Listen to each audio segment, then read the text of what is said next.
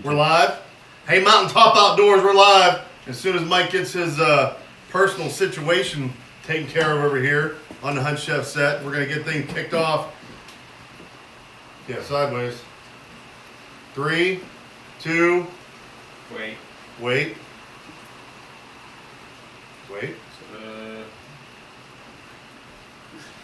I pushed on. I don't know what I did. YouTube channel. Okay. That's why I said anytime you're on the big camera here, just doing something or something, don't be afraid. Just Hey, we're starting a live video people in the camera. on Mike's hand. We're Hey, live, Hunt Chef Nation, we're live tonight on set, Farmington, Pennsylvania, 15437. We've got an awesome guest in the house tonight. He can't cook his way out of a paper bag. I'm kidding. But is an awesome outdoorsman, awesome educator, and an incredible outdoors writer. So we're going to introduce him here in just a couple of minutes. Of course, Jay's in the house, Mr. Mountaintop Outdoors himself. But ladies and gentlemen, tonight we are finishing off our Black Bear Shanks, our Black Bear Ossobuco. You guys saw us probably on Tuesday. We seared these things. I hear beer cracking. We braised these things. I took them out of the oven. Bam, here's Jay at 4:05 the next morning, getting ready to go turkey hunting. And today I'm like, what are we going to do extra? So we got the LEM smoker out, smoked these guys, and I cannot wait to tear into them. But we've got a lot of accoutrements here that we're going to make to serve them over, and not the least of which is going to be some mushroom risotto. And we have our 2 token fresh morels, courtesy of my man Jay. 2. That's okay. It's better than 0. Well, we picked like 8, and I think half of them are still in my buddy's pocket from turkey hunting this morning, because I went to my truck to get them, and I went, oh, oops. No, sorry. That's all right. Man, the That's all smell-o-vision is rocking early here It on is. the Hunt Chef set it's, tonight. and it's heating up in here tonight a little bit. It's smelling nice. We got the door open, so we got rain going. You can probably hear the road down the street here a little bit. That's okay. We're going to focus on wild game deliciousness. It's better than snow last week. My God, it's 3 days a of week snow. ago. Sunday, Monday, and Tuesday we finally got a warm-up. From snow to 72 degrees of a high tomorrow. Come on now. Turkeys were gobbling today. I'm happy as they come, if you can't tell. I feel like one might die tomorrow. I feel like a few might die. I feel like a few might die Knock tomorrow. on wood. That's right. That's right. So I mentioned we had a special guest in the house tonight. Special guest. My man, Mr. Scott Cummings. Come on, he's doing the turkey sneak in here. Doing a turkey Are you sneak. doing a strut? We in call or this what? the reap. This is the reap. Come up from the basement. Yeah. Basement. Anyhow, but incredible outdoor writer, many publications, right? And he smells good too. Thank you. It really smells good here. Johnny Bogut, you've been outdone. Johnny We have you on Bogut's here as done. guest. Yep. Legend. This I'm guy- saying that. This guy's. Oh my Lord. I mean, I'm telling you, guy smells nice. So you're also an educator. Yep. Educator, been in business about do it all, but writing for different magazines, Midwest Outdoors, Adventure Sports Outdoors, covering the Midwest. But we've covered you in the past with a pheasant I've story. been begging you to do another story on me for 2 years now. We're gonna do more. You gotta invite me back. So He is from the Midwest, and big deer do live there, Chef. Just saying. Big deer. originally from Johnstown. Oh, that's Holler. pretty cool. PA boy in the That's house. pretty cool. Yep. Coming Yeah, back. Got the PA in the house. Well, we appreciate you having here, and appreciate you as an educator to the community and the youth today. Because if we can't give back and pass it on, That's right. it won't be here for the next generation, people. So let me remind you at this time to take a kid hunting or fishing, sir. So you have some accolades with the NWTF as well. Why don't you tell us about that with Educator of the Year or something? Yeah, 2013 Conservation Educator of the Year, Wildlife Forever. That's awesome. Congratulations. Educator of the Year, yeah. All about the kids, though. If It's you all do it about for the the right kids. reasons, you That's take right. a kid out, you get them involved. Moms, dads, get kids out. Aunts, uncles. You take somebody fishing, hunting, teach them how to do it, then they can do it themselves. Pass it along. Pass it along. Next generation, baby. Yep. Chef, So you're hunting with a kid tomorrow, right? I am hunting with a kid tomorrow. A kid that's very near and dear to my heart. Number one son, Number aka one son. Warren. Jay and I tried to get that big old boss Tom off of those hens on the roost. This is Here, nice. Oh yeah, This is nice. that's very nice. Yingling Light. Nice job, Yingling Light. Very nice. 99 calories. Oh, I need America's that. oldest You brewery. can't tell. I need that, right, Mike? Pottsville, You done pushed us in. Pennsylvania. I got nothing to say, Jay. Okay. I can't say anything. I'm just speechless, huh? Speechless. So we have some extra virgin olive oil in the pan here, and the heat's probably still a little bit low, so I'm going to kick it up just a bit. But what I'm trying not to do is brown this stuff because we got, look in here, Mike. If you guys could see in this pan pot, we have all the veggies, all the braising liquid that the Black Bear spent overnight in from the time we finished last Tuesday's live till 4:45, whatever it was. I got up to go turkey hunting the next morning, and at like 225 degrees, super slow, no fan in the oven. But that is some sweet onion and fresh garlic going in the pan now. Following that in is going to be, almost knocked that one over, going to be some fresh fennel. I've just sliced it nice and thin. Fennel. Yes, this is going to be a really veggie friendly, heavy risotto that we're going to make. These mushrooms are going to go in. Uh-oh, that Morel's trying. We've got a jumper. We've got a jumper. We only got two. We're going to save these pretty fennel fronds. Say fennel fronds 10 times Fennel fast. fronds, fennel fronds, fennel fronds, fennel fronds. I got said- 6 of them out there. Is that 6? I think that was like 4. Okay. Anyhow, It's like my damn mushroom it. count. So we're going to save these pretty guys to garnish the dish up here a little bit. But if you haven't made really traditional Italian risotto before, we're going to walk you through that with some accents from Farmington, Pennsylvania. And some of the tips and tricks I've learned over the years. But lots of veggies. And you guys know that, you know, pretty much everything we've done on these lives, everything's in a pan or a pot or in the oven. So we haven't been on the grill yet, but the weather's finally here, so look for that on a Hunt Chef Live soon. Live fire, charcoal grill, that kind of stuff coming up. But everything we do, building layers of flavor. Fresh garlic, fresh sweet onion, fresh fennel, and soon to be the mushrooms. We're gonna hang on to these guys right back here until we're ready. So I wanted to, well no, we'll do that when it comes out of the oven, never mind. Jay, Jeff. you feel like tomorrow's the morning? You got this guy dialed in? So we just so He messaged me, it sounded really positive. yeah, just so you guys are updated on the turkey situation here with Jay, that's so ultra sad, but I'm gonna make fun of myself here for a second. I put over 100 miles on the boots at this point, 3 states, and I don't know if you guys have been following some of the other YouTube series that Mossy Oak's been putting out there. I think it's called the Pinoti Project or whatever. I feel like those guys, like I've been, you know, running and gunning after these birds. I did get to call one in for a kid and a buddy here last week and watch it die. But I've yet to snap a trigger, and I'm so excited because this morning I went back to an old spot I haven't been to in 10 years, and I heard lots of gobbles. And those are key to killing a turkey here in southwestern Pennsylvania. Other than that, we have a little change in the season this week. Can we keep going or are you good? Keep going, man. All right, we have a change in the season this week, guys. On Monday, you can hunt all day, which Mike had a great question behind the camera over here, or a good point to bring up. That'll change my tactics for sure. So I'll be hunting a lot of fields in the evenings, a lot of known roost areas, and I'm actually going to get the Matthews out here possibly Monday or Tuesday. I have a blind set up, and I had a Browning cell phone camera on that blind, and that bird has been showing up 3 days in a row now. So there's a good chance that he will get the old black eagle in the next 4 or 5 days. So you're saying the technique that you're adding is you're going to bring a weapon this time? I'm going to take a weapon. I'm going to take a Not weapon. just Thanks the so much for that, sir.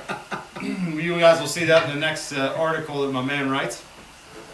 Hunting with a weapon is more prosperous than not hunting It with a ups weapon. your odds. Yeah, it So ups we've your got odds. I like some superfood besides the black bear. We've got some kale, and I feel like fennel's probably in that superfoods group. And again, this is a little bit maybe out of the ordinary for a lot of folks that have made risotto prior. Now you could cook all this separate, cook the rice, the risotto, fine. But I wanted to try and bring it all together because I really wanted to build a really fresh base with flavor for these black bear shanks because they were braised, you know, and braising is such a intense, you know, even though it was low and slow cooking process. And then again, I put them in that smoker from LEM with the hickory chips, and that is just, it's a lot on that meat. So I think it's all absolutely going to be delicious for the meat and help make it tender. But I really wanted to have a almost sort of foraged look and base to the risotto. Yeah, I mean, That color is beautiful. I feel like Josh needs to get the big camera and get a picture of that. What do you think? I think so. I can do that. That is some beautiful color in there. Yep. Beautiful. I'm going to put these morels in too. I like that you guys are sensitive. Sensitive. Very sensitive. Yeah. There's a sensitive buddy situation here. Sensitive to color, light, Yeah. hues. Smell. Definitely smell. Don't be jealous. I'm not a perfume guy. Well, I'm not either. That's why they call cologne. That makes you feel better. Just because you smell like bear. If that makes you feel better. Also, buco. Here, let's get those two morels in I like the it. picture here for I Jay. like it. Yep. Great job. Thanks for counting those out, sir. Got it. 1, 2, 2. Okay. Get it, Josh? Nope. Hey guys, another little update on my favorite part of hunting in life, chasing whitetails. The whitetail growth is amazing right now. You know, it's that part of the year where they're putting on inches by the day.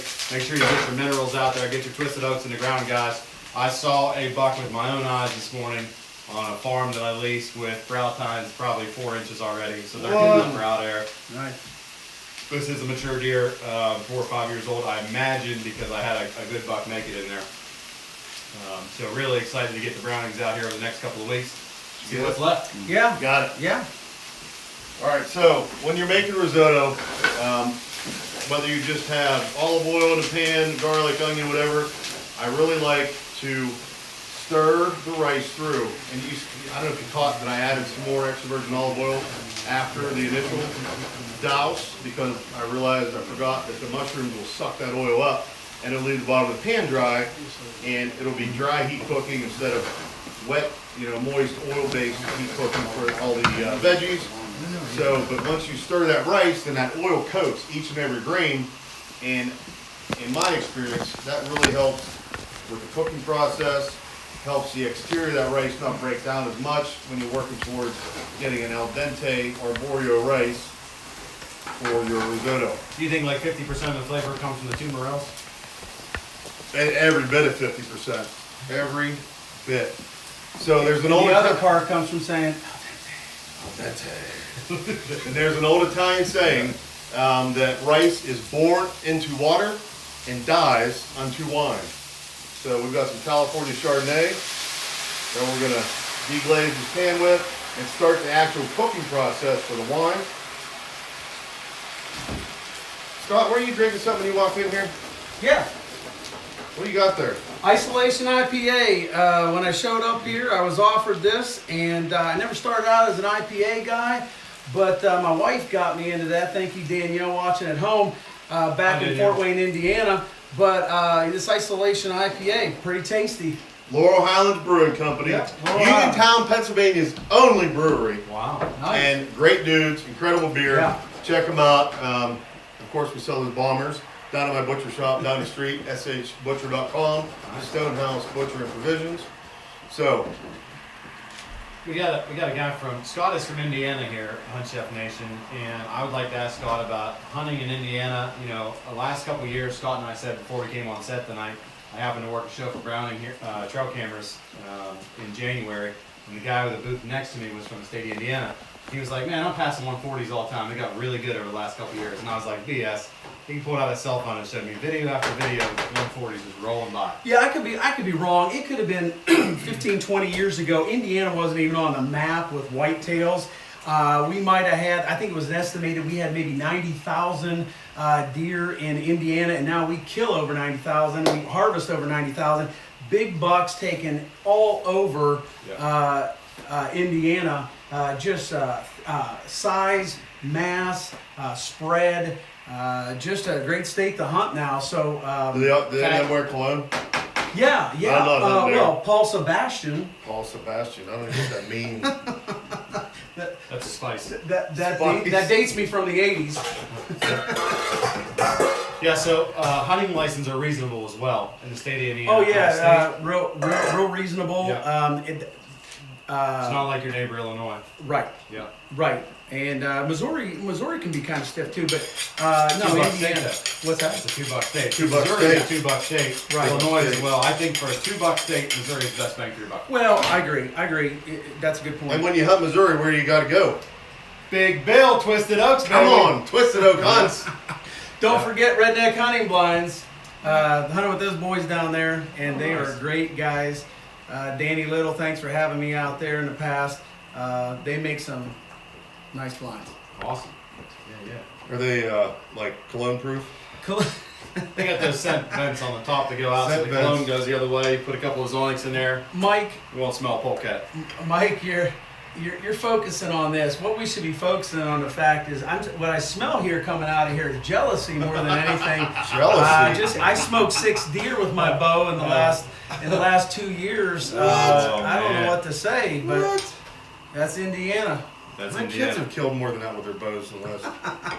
Anyhow, That's been our job on Hunt Shop. Did you kill a turkey yet? My daughter did. My daughter. my daughter did. Yeah. And my 8-year-old has been like inches from Yeah. making it happen It's going to twice. happen.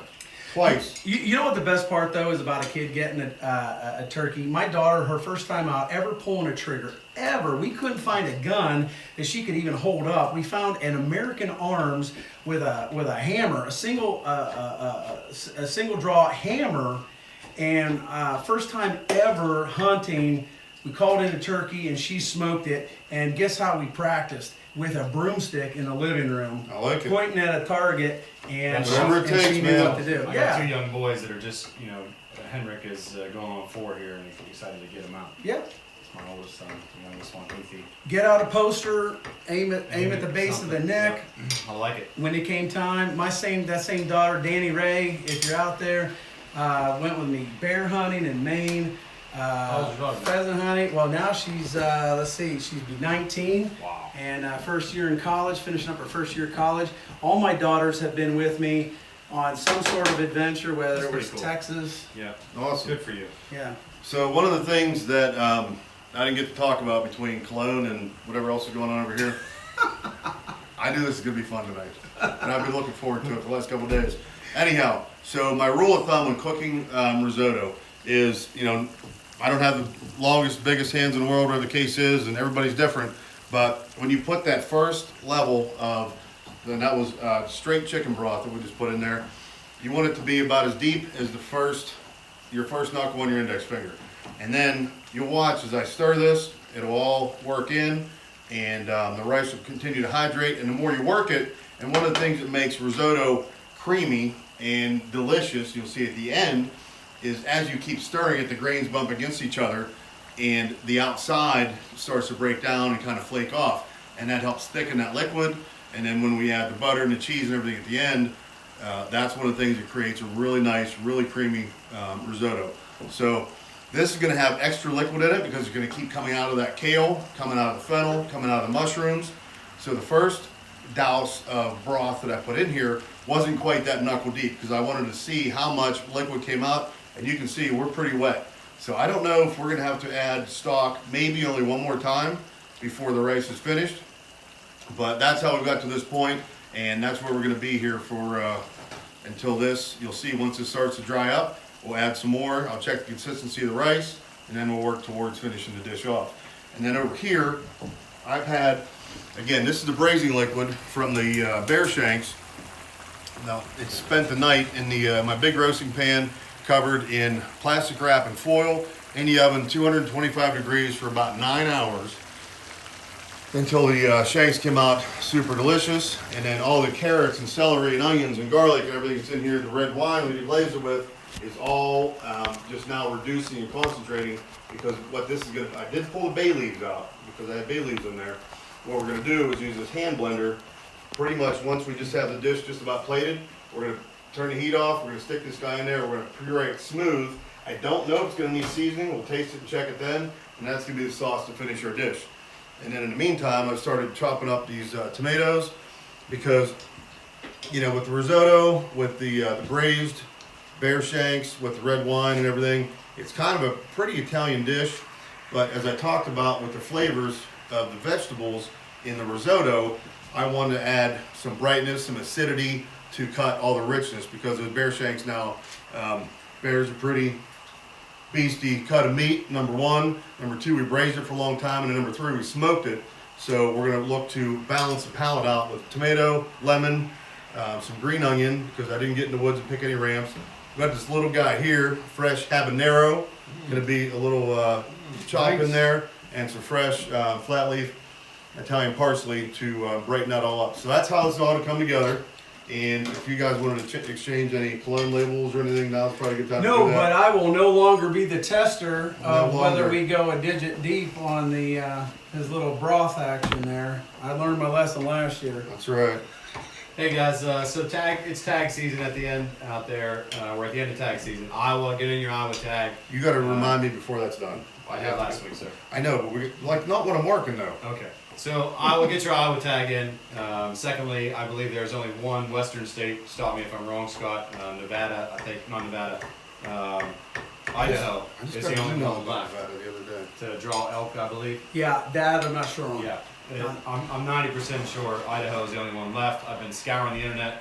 Josh, my cameraman for this season, behind the other YouTube live camera tonight. Not to mention the man that built this The set. man that built the Right Hunt there. set, people, Mr. Josh Nelson. Nice Built work, it sir. out. We came in here, had a couple beers one night, Yep. and this is an old sunroom actually. The windows in the top are still there, and had a couple beers and was like, "Bud, this is what I want to do. Yep. This is what I see. And he made it happen. Turn them loose, and here we The are. rest is Here we've history. been. We got to turn it. Yep. We Yep. did. Yep. We turned it. That's Looks exactly right. When are we drawing elk tags? I forget. So the elk tag situation, guy, is that we will be putting in for Idaho, and in the meantime, I'm scouring the internet for New Mexico landowner tags. The price on the New Mexico landowner tags have not dropped yet, but Scott, I do believe that this will be a year we will see the price go down finally on some tags online because of the COVID situation and the tough times across the country. I don't think you'll see as many corporate tags being bought up across the country. Just 4 or 5 years ago, I can buy a New Mexico landowner tag for like $2,500. Last year, cheapest one I could find the same unit was $7,500. Right. Anthony Hampton of Hampton Outfitters. I've hunted with him out there, and Nice. it's a heck of a hunt out there. I'll tell you what, you're up there in these rocky crags, and Nice. it is. In Idaho? Oh yeah, Wow. oh yeah. I have to look him up. Yeah. Sure. Yeah, I've never hunted Idaho. It's one of those western states I always wanted to hunt. I had some buddies rifle hunt and they loved it. yeah. It's beautiful. So you can see that liquid is just not only evaporating and reducing, but the rice is also starting to pick it up. So I don't know if you can get. There's really not a great shot right now. Let's see if we get another grain here. You can see how the edges start to turn translucent. Yeah, it needs to cook some more. But you'll see the edges of the rice start to become clear, sort of translucent, as they hydrate and cook towards that al dente situation. So that's what we're looking for. And once that liquid reduces down to just about this point, we're going to add more. And typically it's a 3-stage process going up to that pointer finger, index finger, first joint. So we're going to add the last of our stock.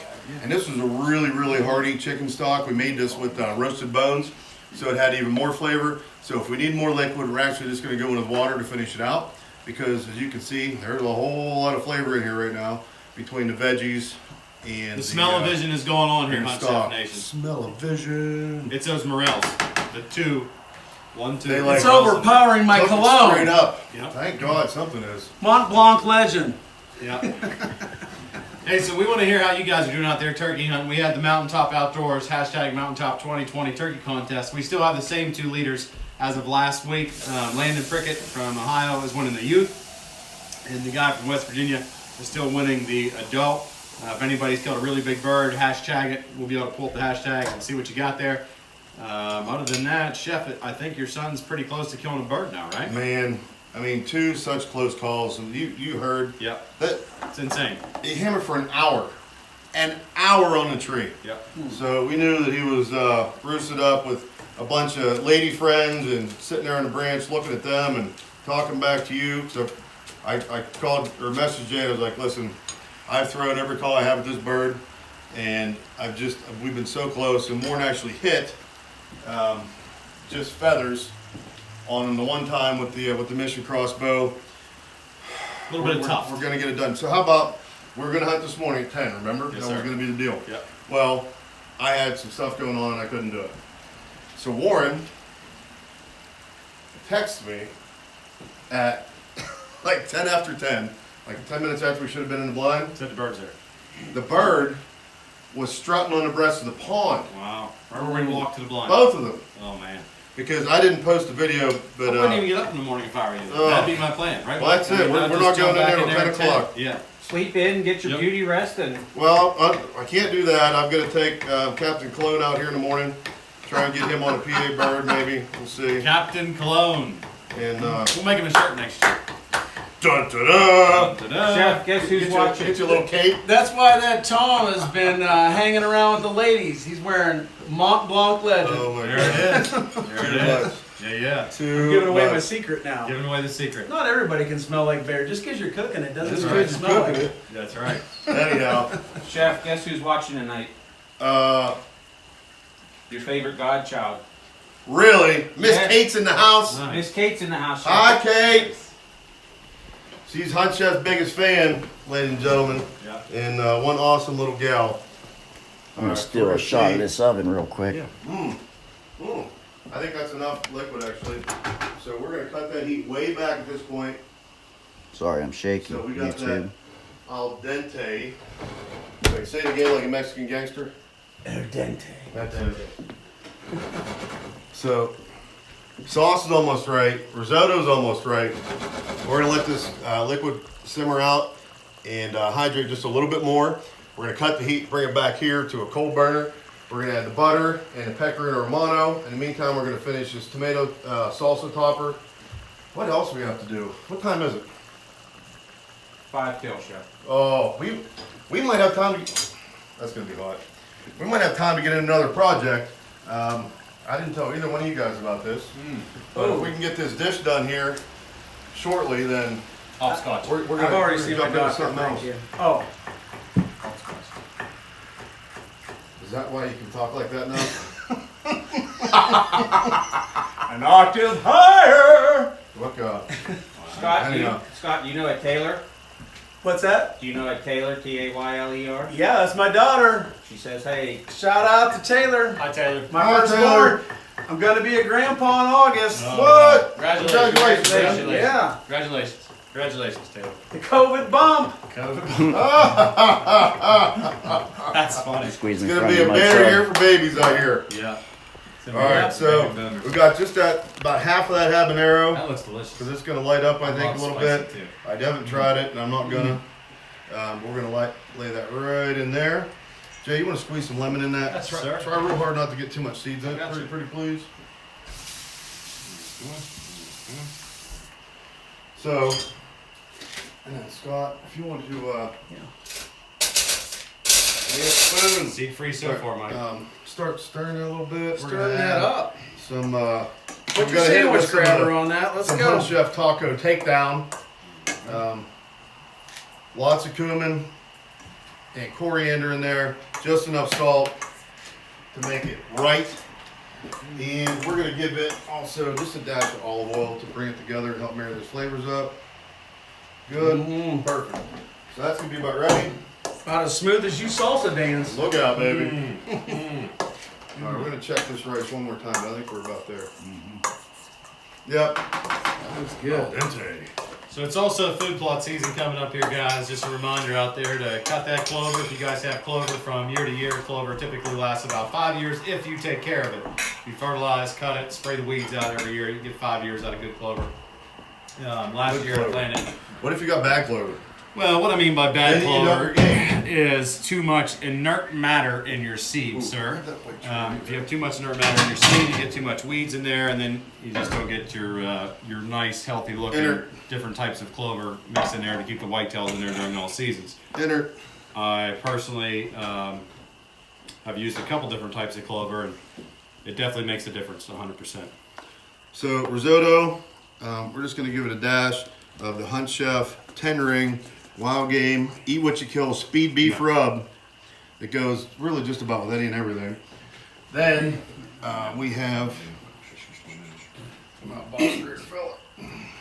So a small side. You see me use pecorino romano a lot in these recipes. I'm gonna have to change up my cheese game, but it is absolutely delicious and a go-to for me. You can absolutely use Parmesan Reggiano or any other really firm, dry, sharp Italian or Spanish cheese, or American for that matter. But as far as the style goes, we're There we talking about, Can you add any of this in? you can add it to you. See if you can still get up That's the turkey all I in the like. morning. That's all I like. Don't mind if I do. Don't mind it. Jay, would you scratch me some more of this? Yes, on sir. this tray? Yes, sir. And we'll fold that in. Yep. Please and thank you. Mm-hmm. Then, actually, I've got some butter back here with a spoon already in it, so we'll trade that out. But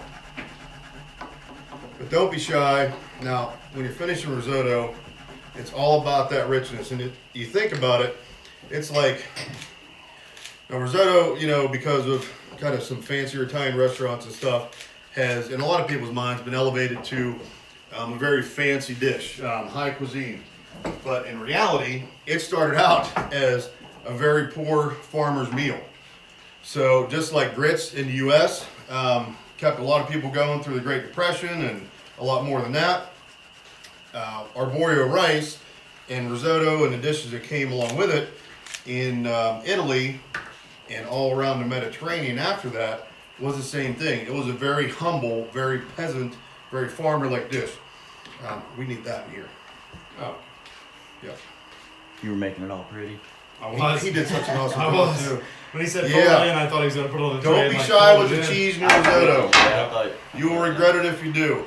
You So want you more? can see, Delicious. No, I think huh, this is Chef? probably- delicious. Delicious. probably going to be pretty nice here. You can see that cheese starting to melt and the strings of it pulling through the rice. Get And that. then, do I have another towel here? Is that one dry? Yes, it is. Do you think between you and Jay you could get the Black Bear out of the oven? We can do it. Without dropping it or burning each other? Yeah, that risotto looks right. Okay, so let's have a taste. Hot stuff coming through. Where do you want it? There. Mm-hmm. That's pretty good. You could add more salt, you could add more butter, you could add more cheese, but right here where we stand right now is the, you know, we're gonna leave this in the pan. Keep warm, keep cold. Shut the heat off here. All right, Scott, I want you to do the honors over here now. All right. So you need to do two things, okay? Say Barros Abusco. Well, you failed that miserably, so let's start with two more things. Come over here to this side of me. All right. So we have our hand blender, and this thing's brand new. This is the maiden voyage for this hand blender in the Hunt Chef set. Don't break it, Scott. And we're gonna pray that you don't break it or knock this off or unplug it. And then the bottom's metal, so try not to scratch up the bottom of my pan too bad. I will. But what you're gonna do is just buzz it. You gotta push the lock first, and then this button here. Hold on, hold please. There you go. All right. So push the lock button down and then push that bottom button. Lock button's the one on top. Oh, and there we go. And just move it around. Yep. You got a And burner if you on see here, some of so those, this one back in the spoon. you see one of those big chunks of carrots, you Yeah. can stop and go down and Go down on smush it? it in. Yep. All right. So put this in the bigger pot. Yeah. Okay. Getting Before you pick it up out, let off Turn the, it off. let off the gas. All right. And then when you set it back down on it, hit the gas. You got go-kart driving lessons over here. So we're pureeing these vegetables in to help with the thickening of the sauce. I'm wearing this. You ever seen? I need a safety glove. Ah, third-degree burns. It's going to offset that cologne. That's right. So the veggies are going to thicken and keep all that flavor in the sauce. We're not going to use flour. We're not going to use cornstarch. We've reduced it enough. I think that's probably good before you hurt somebody. Or somebody gets hurt. Scott, your entire family must be watching. Oh, look out! Dallas Lynn's in the I house. don't know. Third-degree burns. Rub some dirt in, you'll be fine. Rub some dirt. Rub some dirt All on right, it. come on back over here. Rub some dirt. And then we get a ladle for the sauce. We got that guy. Is that gonna fall in? No, good. Okay, so coming to plate this dish up. Coming to plate. We've got three really nice, pretty shanks here. Nice job, Scott. Thank you. I can screw anything up. And we're gonna bring that risotto right across the middle of our platter. Now you could make individual plates of this for sure, Now that looks pretty. but this is for, you know, this is for the group, this is for the family, this is for the camp, everybody coming around the final harvest, the results of the harvest, and having worked together to bring the game to table, and then work together to make it extra delicious and palatable, Hunt Chef style. So we're gonna take this big boy here, the pretty fancy one, that if anybody's been following the Hunt Chef Instagram or Facebook page, Bang. this has been my poster child for the last couple days. Looks amazing. That long cut shank. Now, yes, of course, before we eat them, we're going to take the butcher twine off. But I was worried it was going to fall apart on camera, so because they're so tender. So I left the twine on until we're actually ready to eat because we need to get some fancy pictures of this. That's kind of warm, not too bad. So then we're going to bring the sauce pot over. And you always need leftovers. I don't know how you guys feel about leftovers, but I love the leftovers of a lot of these game dishes. You got to make it work, and then you can always repurpose this stuff. Like this sauce, whatever you have left over, you can put it in a container, freeze it, and then use it on a beef roast, a venison roast, a pronghorn roast, another bear roast, whatever you might have that you're cooking up. But think about having all this deliciousness here ready to go, you know, for the next round. And if you have more bear in your freezer, or if we did this with a boar or something like that, then you got half your work done, and you're cooking another cut, and you really like that flavor. But don't let it go to waste. You can use that for a base, for a soup, even kind of a backhanded chili. But we want to take, again, brighten it up. We're going to add a little kick with that habanero in here and the tomatoes. Smell the vision going, people. We're going to let that Little color. kind of go down. Little color, Well, little everybody eats with texture. their eyes, right? Fresh crunch. So, Yeah. and everything I do, I try and, again, build layers of flavor, flavors that complement each other, and that are not just pretty, but are adding to the dish. And Jay has told me he's picked up on a few of these tips and made some good stuff at home for the family. 100%. I think we take for granted how kitchen savvy our Hunt Chef set is most of the time. There's a lot Man, is that of pretty. kitchen hours here. A lot of kitchen hours here. It's only 32 years on my part. Yeah. So, I've done kebabs with my bear out of Maine, but nothing like this. Some bear can be chewy. Some a can lot be, of bear can be chewy. Yeah. and the next bite can be nice and tender. You know, it's all how it's prepared. I never had good bear until I met Chef, and that's the honest truth. Yeah. I didn't even want to try it. And he made a smoked bear ham. Let me Huh. say it again. And it's on the LEM website, I believe, on their YouTube channel. Check it out. It is. It was insanely good. It was the best Yeah. bear I've ever had in my life. And I took We're some going to reference that bear here in just a couple minutes. Oh, nice. In our little surprise. So we have got the braised then smoked Black Bear Shanks, ossobuco, over our bed of fresh risotto with the mushrooms, the kale, Look at that baby. the potent two morels, Beautiful plate. onions, fennel, garlic, and then that sauce simply made out of the braising liquid. It was delicious and to die for. But I got to thank my great buddy, Mr. Mike Squires, my man, Crazy Cowboy, Thanks, Mike. for the Thanks, bear Mike. shanks themselves. Yep. Great local harvest. I mean, literally from where we stand, this bear was harvested, 1,000 yards. I was going to say 700, but probably inside 1,000 yards from where we stand right Wow. now. So you talk about local, you talk about incredible natural protein, Fresh. and bringing that harvest the whole way around. I mean, these aren't back straps. You know, this isn't a neck roast that folks are familiar with. Yeah. These are the shanks. You know, it's that calf muscle of the black bear. So these are done, and I want these guys to taste it while I straighten up just a little bit. And we're gonna do. What time we got? We got 18 minutes, Chef. 18 minutes. I can do something in 18 minutes. So I got a couple forks. Well, we need to get pictures Yeah, we gotta before we take tear it up. pictures. All right, we're gonna have to wait to taste it. Yep. What do you think about that? I'll Does go, that suck? I'll go over and grab the camera real quick and make Go sure. grab the camera. Give me the pics that we need for the deal. Let me see that big boy real quick. I'm trying to bring this back. This out of the way. This is going in the sink. Very nice.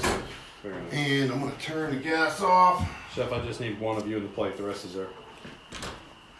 I don't mind standing in on this one. I'm staying close to Am I smiling nice? Because How's my hair look? That way Yeah, I'm get out of the gonna way. smell- Get out of my way, Scott. We're good. Go ahead. Taste the We're way. good. All right, you guys taste away. Get a couple forks up in here. Everybody can get my utensil bucket, Mike. All right, couple forks, couple spoons. You guys have at that. Oh, nice. Yeah. And then for the next, Go right ahead, you're good. Scott, I'll send you all those too. So I have been working on some new stuff for Hunt Chef Nation. You know I have the 8 seasonings, the line of seasonings for wild game, but also for just about any and everything else that you'd ever want to cook, it all works on. But coming soon are going to be 4 new seasonings and new jerky kits and new ham kits, because every hunter out there needs to try a whitetail ham sooner or later. I've made several verging on many now, and I've been working with a company to produce my ham brine mix. So all you got to do is measure out the water, put the packet in, put the water in, stir it, do the butchering work, and then submerge this ham for 3 to 7 days, and then smoke it and don't burn it. So question. Yeah. Being just a harvester guy, not a 32-year chef, so the capicola stuff that you buy at the butcher shop, that's what I need to buy. The capicola stuff. Like buy a shaved capicola at the local meat place here that I buy. I would use the ham brine and then smoke it, and that would give me the shaved capicola on the deer hunt. Well, it's probably not going to, I don't know the first one's going to be a capicola flavor. Okay. But you will have a great, perfectly cured and well smoked venison ham. So what we're going to do so it's probably going to be next Friday. Okay. We're going to be pulling these guys out of the smoker on Hunt Chef Live.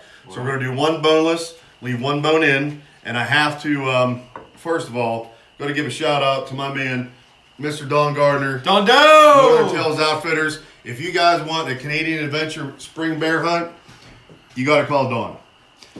This is 1 deer, 1 doe that I was lucky enough to harvest at Bluegrass Kentucky Whitetail Outfitters with Mitch and Adam.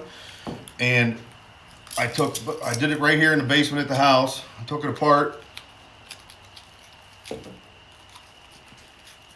And what I'm going to do right now is just pull this H-bone off the top. So we're going to do 1 boneless and 1 bone in. So we're going to cut back around the sirloin at the top of the hip and just wiggle our knife around the bottom right there. And that little piece that juts in, pull that out. Beautiful white fat. You can see there's some hair on here. So we'll go back, clean up some of the meat, and then we'll roast these, whether for dog bones or stock or anything else. And then I'll get all the hair off after. I don't want to bore you guys with that. So what we're going to do here is, so here's the kneecap, right? And this is that venison shank. It's the same type, same cut that we just cooked with the bear meat. So right here in the back, where we get that bend, that seam, we're just going to come underneath and work our way right up to where that knee joint is right there. And typically, anymore, it's just easier. I use my reciprocating saw, the cordless one, and it works great.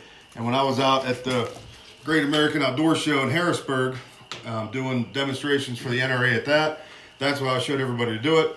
So what we'll do is we'll get that reciprocating saw, we'll pull this Achilles tendon off, we'll cut it off here, and maybe cut that in half. We're gonna have 2 beautiful whitetail deer shanks. And then what we're gonna do, you see the ball joint at the top, or the ball at the top of the finger bone. Then the bottom. And you see God gives us this perfect little line right here on the inside. So this would have been the right hind leg of the deer.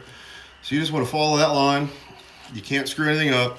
But once you break through that surface membrane, you can see how those muscles just come apart in there, right in their natural seams, right down to the bone. So once you get in, you'll come up against that thigh bone. Hear that right there? And then just follow it right up to the top. Again, you can't mess anything up at this point for making this ham, because we're going to tie it all up and bring it back together anyhow. So we've got one side loose. I like to spin it around. And you guys, if you've ever watched anything I talk about for animal butchery, especially bone removal or taking off bigger cuts, I always get a handle, okay? Get a handle so you can pull, and especially on a bigger piece like this, gravity is helping you. It's helping you kind of separate that meat from the bone already. And my knife hand is always dry. It's the easiest way to cut yourself 30 couple years later in professional kitchen. I don't know how many people that I have taken or sent to Med Express, ERs, because How'd you cut yourself? And their knife handle's wet and it slipped. So now we've got everything laid open, nice and neat. Got this, got another handle here, and gravity's working with us. So slide right on the bottom of that thigh, that femur bone, and just release it. Couldn't be easier. Got to have a nice sharp knife, like my Bonds Creek boning knife here, and just come right down. Handle, pulling away, using gravity. Again, can't mess it up. And we're pretty well squared off. You can scrape any of this meat off for jerky or whatnot, or roast it just how it is. Again, for dog treat, stock, whatever you like. Now, so we've got a completely boneless venison ham. Some of this freezer ick, we're gonna trim that off. Don't be afraid to roast that. If you're gonna flavor up a soup or a sauce, it's just discolored. That's all it is, from oxygen and then being in the freezer. And then we've got this fat cap on the top, and this is kind of the back end of the sirloin here, but this is a pretty fat deer. So I'm gonna split that off, and we can deal with all that later as well. Right now we're focused on getting our venison ham made. We've got a nice big artery here. We're gonna pull that guy out and put that sort of in our roasty pile. And then what I like to do, you can see, so this is the hamstring of the deer on the backside here. Nice big, clean, lean muscles, not a lot of connective tissue, but there's a big chunk of fat that I don't want in my ham. And there might even be a gland inside there, but you can see it, and it lays itself open just like that. We're gonna remove that guy, and then any extra bloodshot or anything that might be in the meat, you can lose that at that point. And then we're really pretty clear. Grab that other vessel off of there. There's not a lot of other junk inside of this, so we're gonna lose all that. And then from here, we're gonna give it one more spin. You know, I'm not flipping, I'm not flopping. Obviously, I've done this many times. And a lot of people I see, they like to spin it, and they're gonna trim a little here, spin it again, trim a little. Everyone's the same. So once you get into the mindset of, and do enough of them, that, okay, everyone's the same, and you're gonna follow that same series of cuts, it becomes a whole lot easier, cleaner, and neater. Where's that seam at? And there's another chunk of fat I wanna get out right here. So that's out, and then from there, you just check, make sure, and then this front part, the bottom end of that that venison sirloin. Now this is a piece right here that we sell a lot of actually in my butcher shop. So this, on a beef cut, this would be called a ball tip sirloin. And I actually made, what I cut? 10 roasts, ball tip roasts today, and about 40 steaks for the case. But it's all out of this ball tip. And you can keep going. See, that's the thing. And a lot of people fall into this. I still do as well. You could stand here for 2 hours and cut every little piece of what maybe doesn't look perfect out of this ham, but then you're not going to wind up with a ham. So at some point, you just got to get a hold of yourself, stop it. So right now, completely boneless venison high leg. We're not going to do it right now because there's a lot more prep involved. But what I do, you guys have seen me use that hand tenderizer before. I'm going to go over this guy a bunch of times on the inside. I'm going to flip it over. I'm going to go over it a bunch of times on the outside. And then we're gonna put it in the brine. And we'll talk more about the brine next week. We're just about out of time for our hour, but I wanted to get that one boned out, show you that. Then the bone-in ham, we're gonna leave the whole bottom shank on and everything, but we are gonna pull this top H-bone the rest of the way off of here. You gotta love this Bonds Creek knife. I love the steel, but that sucker, look how thick it is on the backside. I mean, there ain't nothing as long as that front side's sharp, which it is, that is going to fight this knife. It is going through whatever you point it at. And one more turn there, and that's pulled off. And we're going to leave all this on the bottom, aside from a little bit of tendon. We're going to clean up a little bit of the exterior fat, just like we did on the other one. And what we will do here is, because the bone's in here, and we're not going to use that, where'd it go? There it is. We're not going to use that hand tenderizer. This is what you want to get if you're going to make a venison ham for yourself, or any other ham, bear, boar. I used this in that bear ham video I did for LAM. You can see how pointy that guy is. Heavy duty stainless steel, and there's no port, there's no hole in the bottom. It's just that point that helps you get through heavy connective tissue. So every time when you have a hole in the bottom, you're jamming meat up into that thing, and it's only coming out in that bottom one spot. Here you can see the ports up the side, on 3 sides of this needle. So once you put it in,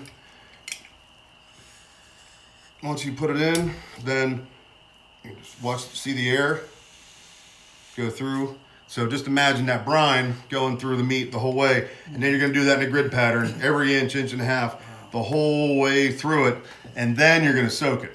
So the boneless one, we're going to use the hand tenderizer on because there's no bone in there. This one, because we can't get the whole way through it, the tenderizer, we're going to use the needle. We're going to brine them both till next Thursday night, and then Thursday evening we're going to take them out and let them dry in the fridge overnight, form that dry pellicle on the outside for the smoke to stick to. Friday morning, we'll rub them down. We'll put them in the LEM smoker and pray that they're finished and perfect for whenever we go live next Friday at 8:30. Scott, I learned a lot tonight. I did too. What would you say? So, in recap, for a guy like me, a dummy like me, who's wanting to get at this, but I'm afraid because I see a guy like you that's done it so much. You want sharp knife. Yep. You want to keep your handle Dry. and Safety first. meat handle. The way you were cutting that, Yep. holding it and letting the gravity pull Yep. away. And then this guy here, I learned something there. You got. I mean, there's a million injector needles out there, but this one is made by LEM. So if you go to their site, lemproducts.com, you can find this and other great equipment like I have here in the set. And you can use the code HuntChef15 at checkout and take 15% off your entire order. I don't make a dime on that, to be clear, but that code never expires. So it's always there. It's there for you guys, and it was a thank you from them for doing the video work I did for them. Are we over time? No, We're right we're on the good, money. Chef. 9 We're minutes. good. Yeah. 9 minutes. 9 minutes. You did great. I mean, you were rolling. I mean, I was Well, I did this intimidated. 9 He was days. so good at that for so long. I was like, I'm not talking. I mean, my God, look how good he is at that. But doesn't the audience want to see us eat this?